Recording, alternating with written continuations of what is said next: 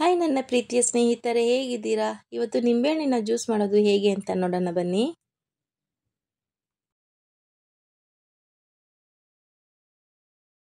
ಬೇಕಾಗುವ ಪದಾರ್ಥಗಳು ನಿಂಬೆಹಣ್ಣು, ಸಕ್ಕರೆ ಮತ್ತು ಯಾಲಕ್ಕಿ. ಮೊದಲಿಗೆ ಒಂದು ಪಾತ್ರೆಯಲ್ಲಿ ನಾನು 4 ಸ್ಪೂನಷ್ಟು ಸಕ್ಕರೆ ಹಾಕ್ಕೋತಾ ಇದ್ದೀನಿ.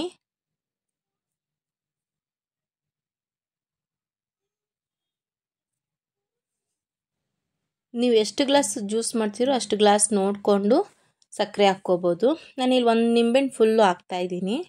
ನಾನಿಲ್ಲಿ ಒಂದು 4 ಗ್ಲಾಸ್ ಜ್ಯೂಸ್ ಅಷ್ಟು ಮಾಡ್ತಾಯಿದ್ದೀನಿ. ಸೊ ಒಂದು ನಿಂಬೆಹಣ್ಣು ಫುಲ್ ಹಾಕ್ತಾಯಿದ್ದೀನಿ.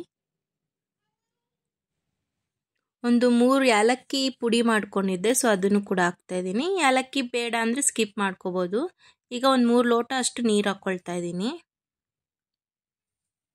ಹಾಕ್ಬಿಟ್ಟು ಚೆನ್ನಾಗಿ ಈ ಥರ ಮಿಕ್ಸ್ ಮಾಡೋಣ. ಐಸ್ ಬೇಕಂದ್ರೂ ಐಸ್ ಕ್ಯೂಬ್ಗಳು ಹಾಕ್ಕೋಬೋದು, ನಾನಿಲ್ಲ ಹಾಕಿಲ್ಲ.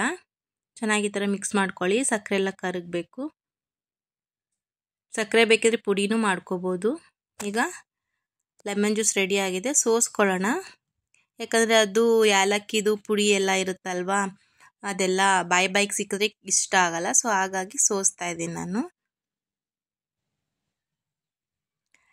ನಿಂಬೆ ಹಣ್ಣಿನ ಜ್ಯೂಸು ರೆಡಿಯಾಗಿದೆ. ಬಿಸಿಲು ಟೈಮಲ್ಲಿ, ತಂಪಲ್ಲಿ, ಇಲ್ಲ ದಿಢೀರಂತ ನೆಂಟರು ಬಂದರು ಅಂದರೆ ನಾವು ಮಾಡೋದೇ ನಿಂಬೆಹಣ್ಣಿನ ಜ್ಯೂಸ್ ಅಲ್ವಾ. ಸೊ ನೀವು ಮನೇಲಿ ಟ್ರೈ ಮಾಡಿ, ಖಂಡಿತ ಇಷ್ಟ ಆಗುತ್ತೆ. ಇಷ್ಟ ಆಗಿದ್ದರೆ ಲೈಕ್ ಮಾಡಿ, ಶೇರ್ ಮಾಡಿ, ಕಮೆಂಟ್ ಮಾಡಿ ಮತ್ತು ಸಬ್ಸ್ಕ್ರೈಬ್ ಮಾಡಿ. Thank you friends.